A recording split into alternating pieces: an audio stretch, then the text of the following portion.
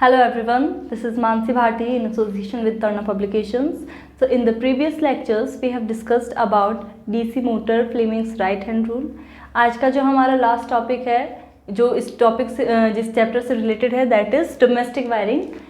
Directly it is not connected, but जो हमने पहले वाले प्रीवियस चैप्टर्स में पढ़ा था इलेक्ट्रिसिटी के अंदर, उससे इंटरकनेक्टेड है, इंटरलिंक्ड है. ठीक है, सो अगर अभी तक आपने हमारे प्रीवियस वीडियोस नहीं देखे हैं तो नीचे डिस्क्रिप्शन बॉक्स में दी गई लिंक पे जाके क्लिक करें और उन वीडियोस को ज़रूर देखें. और आज की क्लास स्टार्ट करते हैं, that is with domestic wiring. तो डोमेस्टिक वायरिंग को समझने के लिए आपको, डोमेस्टिक वायरिंग का मतलब क्या हुआ कि जो भी हम जहाँ पे रह रहे हैं, सपोज़ हमारा घर है, हमारा ऑफिस है, कोई भी चीज़ है, तो हमें जिस तरीके से इलेक्ट्रिसिटी जो सप्लाई हो रही है वो किस तरीके से हो रही है, हमें वो चीज़ समझना ज़रूरी है. तो हम उसको बेसिक बहुत स्टार्टिंग से यहाँ से देखते हैं कि कैसे सप्लाई किस तरीके से होती है, हम तक कैसे इलेक्ट्रिसिटी पहुँच रही है. ठीक है, तो जैसे क्या होता है पावर स्टेशन क्या होते हैं जहाँ पे इलेक्ट्रिसिटी जनरेट होती है. ठीक है, वो जगह जहाँ पे इलेक्ट्रिसिटी को जनरेट किया जाता है with the help of generator. Suppose अगर आप पानी से इलेक्ट्रिसिटी को जनरेट कर रहे हैं, या किस तरीके से we are having different kind of energy sources जिसके हेल्प से हम क्या करते हैं, इलेक्ट्रिसिटी या एनर्जी जिसको हम बोलते हैं वो जनरेट कर रहे हैं इन फॉर्म ऑफ इलेक्ट्रिसिटी. तो यहाँ से पावर स्टेशन से इलेक्ट्रिसिटी कहाँ जाती है, मेन पावर स्टेशन है जहाँ पे मैक्सिमम पार्ट इलेक्ट्रिसिटी का जनरेट हो रहा है, वहाँ से इलेक्ट्रिसिटी जाती है sub station, power sub station पे. ठीक है, जैसे कि आप सपोज करें कि कोई एक जगह है, ठीक है, कोई भी एक सिटी है जहाँ पे मेन पावर स्टेशन इस्टेब्लिश्ड है, वहाँ से पावर सारी मैक्सिमम अमाउंट पूरी कंट्री में जो हमारा सप्लाई किया जा रहा है वो वहाँ पे जनरेट हो रहा है. वहाँ से अब हमें डिफरेंट सिटीज़ के अंदर इलेक्ट्रिसिटी को सेंड करना है, डिस्ट्रीब्यूट करना है. तो उसके लिए अलग अलग जो सिटीज़ होंगी वहाँ पे पावर सब स्टेशन इस्टेब्लिश किए जाते हैं. तो मेन चीज़ क्या है, यहाँ से सप्लाई होते हुए पावर सब स्टेशन के अंदर वो इलेक्ट्रिसिटी ट्रांसफ़र होती है. उसके बाद में कहाँ होती है कि वाया इलेक्ट्रिक केबल्स. ठीक है, जो आप देखते हैं मोटे मोटे जो तार होते हैं या बहुत सारे अंडरग्राउंड वायर्स होते हैं या जो डिफरेंट पोल्स लगे होते हैं, उसके थ्रू जो केबल्स होते हैं उसके थ्रू क्या होता है कि जो इलेक्ट्रिसिटी है वो ट्रांसफ़र होती है या डिस्ट्रीब्यूट होती है. आगे आप देखोगे अलग अलग घरों में या अलग अलग वी कैन से एरियाज़ के अंदर, पर्टिकुलर सिटी के भी अलग अलग पर्टिकुलर जो लोकेशंस है, एरियाज़ है, वहाँ पे डिफरेंट पोल्स, ट्रांसफार्मर्स लगे होते हैं. वहाँ पे क्या होता है, इलेक्ट्रिसिटी पास होती है एंड एट द लास्ट आप देखोगे उनके थ्रू होते हुए सेम वाया इलेक्ट्रिकल केबल वो कहाँ जाती है, मेन पावर स्विच जो आपके घरों में, सभी के घरों में होता है. सभी ऑफिस के अंदर आप देखोगे कि अलग से एक पावर स्विच होता है, मेन पावर स्विच, जिससे पूरे घर के, पूरा ऑफिस की या जो भी जहाँ पे भी आप वर्क कर रहे हैं, ठीक है, सब वो वहाँ पे उसके जितने भी कनेक्शन हैं सारे रूम्स के या जितने भी, सब उसके साथ में कनेक्टेड हैं. ठीक है, जितना भी अप्लायंसेस आप यूज़ करते हो वो सब चीज़, तो वो इस तरीके से जो इलेक्ट्रिसिटी है वो क्या होती है, डिस्ट्रीब्यूट हो रही है. और फिर वो जो मेन पावर स्विच है उसके बाद से आप देख सकते हो वहाँ से आप अलग अलग जो आपके पर्टिकुलर, आप घर की बात करें या ऑफिस की बात करें, तो वहाँ पे अलग अलग जो रूम्स होते हैं, ठीक है, तो अलग अलग रूम्स के अंदर या अलग अलग कैबिन्स होते हैं, उसके अंदर वो क्या होता है, ट्रांसफ़र होता है. ठीक है, वो इंटरनल वायरिंग के थ्रू. तो ये हमारा होता है कि पावर सप्लाई किस तरीके से हो रहा है बेसिकली. और एक चीज़ इसकी बस ये है, just for the general knowledge, कि अगर यहाँ से हम सपोज 1000 वोल्ट की जो इलेक्ट्रिसिटी अगर वो पास हो रही है, तो हमें 1000 का 1000 ही एट द लास्ट नहीं मिलता है, वो वहाँ पे कुछ ना कुछ हीट लॉस भी होता है. क्यों? क्योंकि हमने स्टार्टिंग में क्या पढ़ा था कि जो इलेक्ट्रिसिटी जो होती है वो हीटिंग इफेक्ट ऑफ करंट, जैसे हमने पढ़ा था कि जितनी ज़्यादा अमाउंट में करंट पास होता है वो हीटिंग इफेक्ट भी उतना ज़्यादा शो करता है. तो वो वहाँ पे कुछ एनर्जी क्या हो जाती है, रिड्यूस हो जाती है. तो हमें 100% नहीं मिलता है, तो बट पावर सप्लाई जो हमें डोमेस्टिक पावर सप्लाई मिल रहा है वो इस तरीके से हमें मिलता है. ठीक है, दिस इज़ द प्रोसेस कि यहाँ से होते हुए हमारे घरों तक वो बिजली को पहुँचाया जाता है. ये इसका प्रोसेस था. अब जो हमें करंट मिलता है वो कैसा मिलता है, वो हमें एसी करंट मिलता है. ठीक है, एसी वोल्टेज कितना होता है, एसी वोल्टेज जो होता है वो कितना मिलता है हमें, जो डोमेस्टिक सप्लाई होती है वो कितना होता है, that is generally 220 voltage. 220 volt का हमको इलेक्ट्रिसिटी मिलता है. और उसकी जो फ्रिक्वेंसी होती है, जो पर्टिकुलर हमारी कंट्री में, इंडिया के अंदर कितनी फ्रिक्वेंसी का करंट हम तक पहुंच रहा है, कितनी फ्रिक्वेंसी की इलेक्ट्रिसिटी हमें मिल रही है, दैट इज़ 50 हर्ट्ज़. जो फ्रिक्वेंसी है वो कितनी है, 50 हर्ट्ज़ है. ये हमारे इंडिया के अंदर डोमेस्टिक सप्लाई है।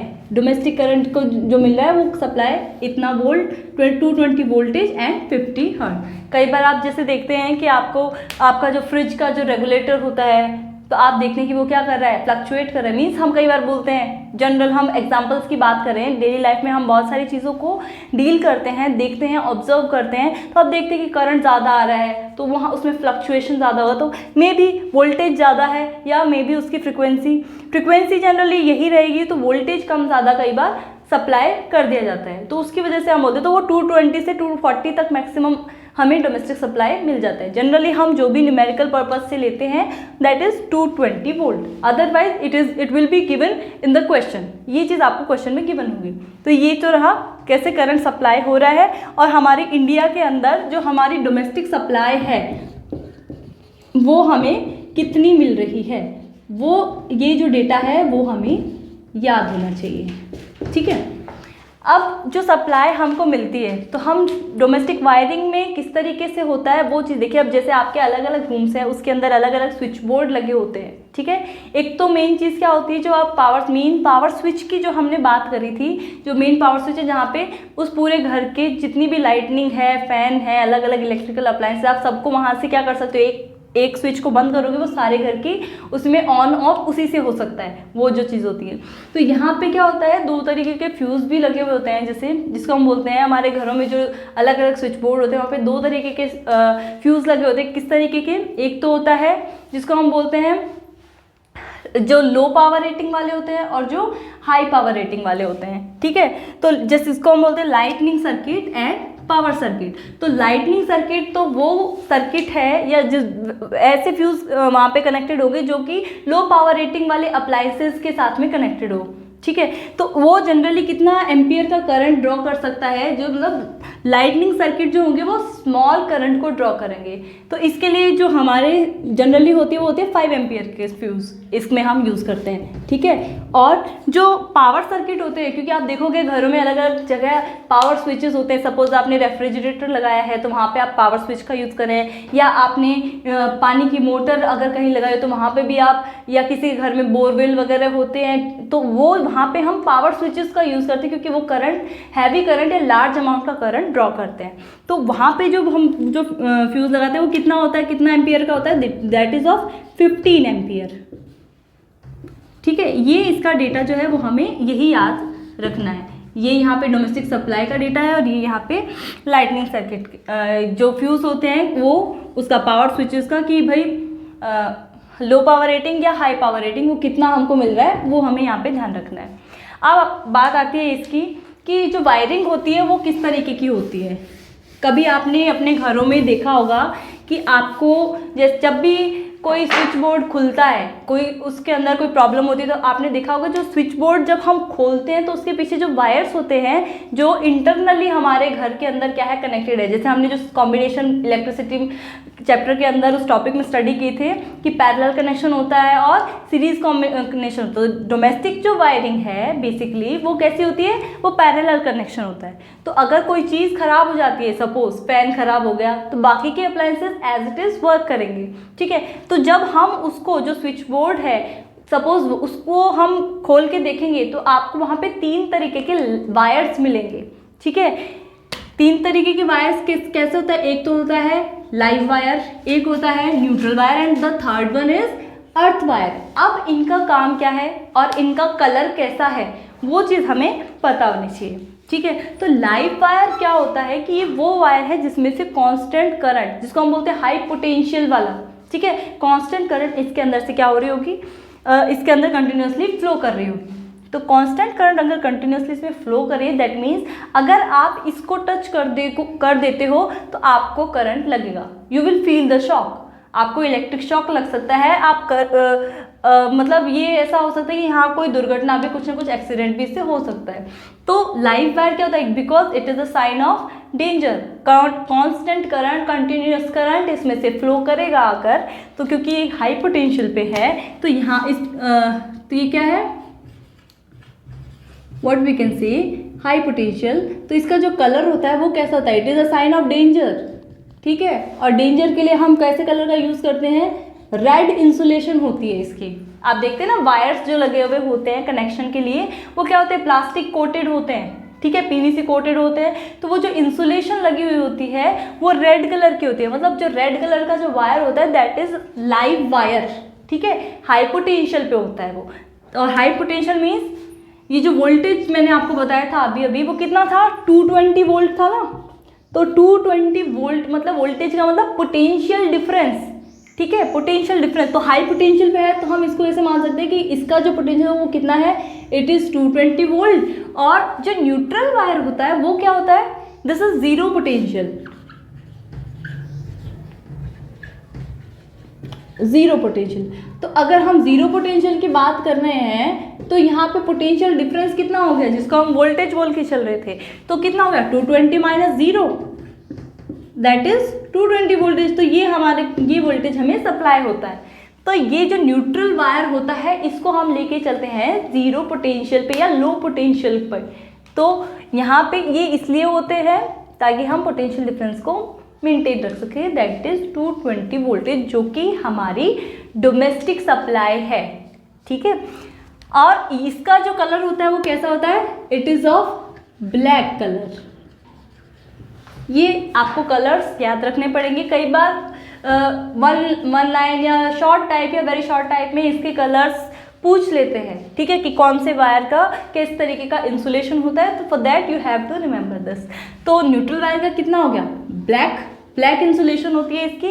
अब अगर आपने बाई चांस न्यूट्रल वायर को टच कर लिया तो you will not feel any kind of shock, क्योंकि ये क्या है, जीरो पोटेंशियल पे है, लोअर पोटेंशियल पे है, ठीक है। तो यहाँ पे आपको किसी तरीके का शॉक नहीं लगेगा। बट अगर आपने लाइव वायर को जिसमें से कांस्टेंट करंट पास हो रही है तो आपको ऑब्वियस सी बात है, हम जनरल लैंग्वेज में ये बोलते हैं कि करंट लगेगा, ठीक है, शॉक लगेगा। जो आप कई बार देखते भी हैं कि जो भी एक्सीडेंट होते हैं कि करंट लगने से किसी की डेथ हो जाती है या इस तरीके की जो भी चीज़ें हम सुनते हैं वो क्या होता है, लाइव वायर के अगर टच कर दिया तो मतलब वो डेंजर का साइन होता है, क्योंकि उसमें से कांस्टेंट करंट फ्लो होती है and that also showing continuously the heating effect. तो वो जो चीज़ है वो इंटरनली आपको डैमेज कर देती है। तो दैट्स वाई हम क्या करते हैं यहाँ पे फ्यूज़ का भी यूज़ करते हैं, जिसको हम अभी आगे पढ़ेंगे। तो लाइव वायर के लिए आपको कलर क्या ध्यान रखना है, it is of red insulation. Neutral wire zero potential पे होता है, इसको हम जीरो लेके चल रहे हैं, ठीक है। तो इसका जो कलर होता है वो कैसा होता है, ब्लैक होता है, ब्लैक इंसुलेशन इसका होता है। तीसरा वायर जो होता है वो किस तरीके का होगा, उसको हम बोलते हैं अर्थ वायर।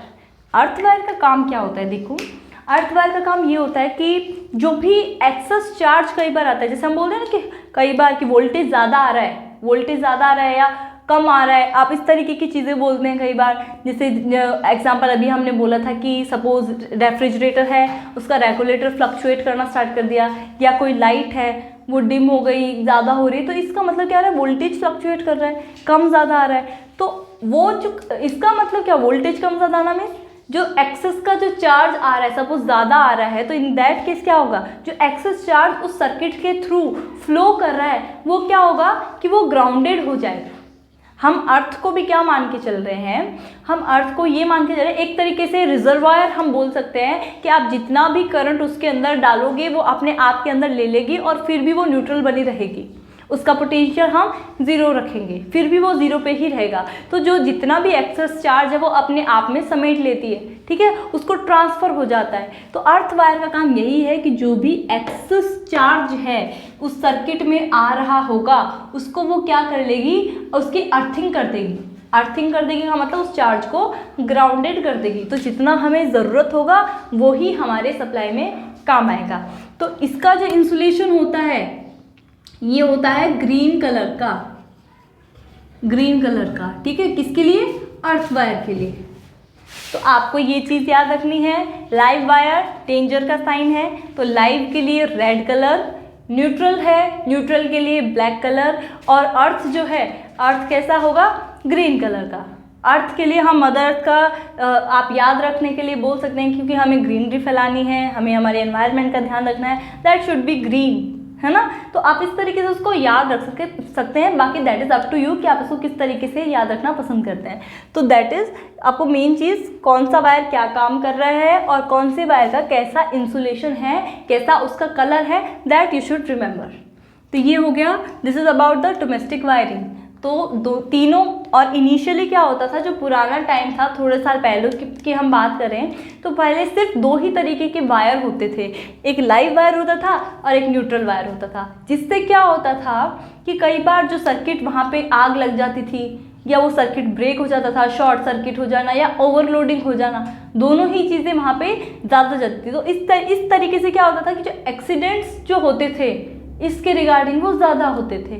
उस चीज़ से प्रिवेंट करने के लिए अब क्या होता है कि अर्थ वायर का भी पिछले कुछ सालों से यूज़ किया जा रहा है, ताकि जितना भी एक्सेस चार्ज है वो ग्राउंडेड हो जाए और जो इस तरीके की दुर्घटनाएं जो होती है, जो एक्सीडेंट हम फेस कर लेते हैं कई बार हमारे घरों के अंदर, to prevent from the electric shocks, ये सब से बचा जा सके, इसलिए हम क्या करते हैं, अर्थ वायर का भी यूज़ करते हैं। ठीक है, तो ये सेफ जोन होता है, तो सेफ जोन के लिए हम ग्रीन कलर का यूज़ कर रहे हैं। तो that is the colour and the wires की इनकी इस तरीके के यूज़ है। So this is all about today's class. In the next class we will discuss about short circuit and overloading. तो जो भी हमने पढ़ा है उसको आप एक बार ज़रूर से अच्छे से पढ़ें, उसको रिवाइज करें, और अगली क्लास में हम इसी से रिलेटेड जो इसका बचा हुआ टॉपिक है ओवरलोडिंग और शॉर्ट सर्किट, उसको हम अच्छे से उसमें नेक्स्ट वीडियो में स्टडी करेंगे। Till then stay tune with Turn Publications, stay at home, stay safe, thank you.